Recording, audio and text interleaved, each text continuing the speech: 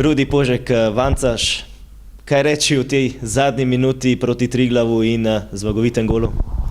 Ne vem opisati tega dogodka. Občutki so zelo dobri, ko zadaneš drugi gol za zmago in v 90. minuti je nekaj posebnega.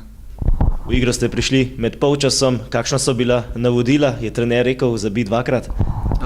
Ni rekel v tem pomenu, rekel je malo drugače, da jih moramo stisniti, ne smemo se odmikati nazaj in čim hitreje zabiti drugi gol.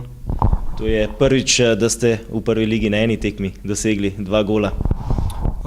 Ja, to je prvič, upam, da ne zadnjič. Občutki so zelo dobri, kot sem že povedal.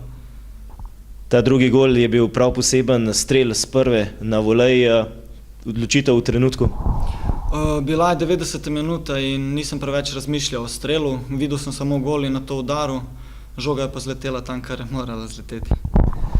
Med tednom ste imeli reprezentančne obveznosti, morda tudi zato posledica, da ste začeli na klopi, ampak na koncu je bila to prava odločitev. Ja, imel sem 3 tekme, ostal sem na klopi, kar je bilo seveda dobro, tako da sem imel pol več možnosti za preigravati, da sem bil spočit in zadel 2 zadetka.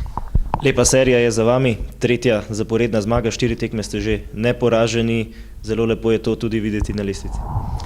Ja, zelo lepo je videti, ampak ne smemo se s tem zadovoljiti, moramo še naprej igrati in zmagovati, držati ta niz zmag, kar bo prineslo samo še višje mesto.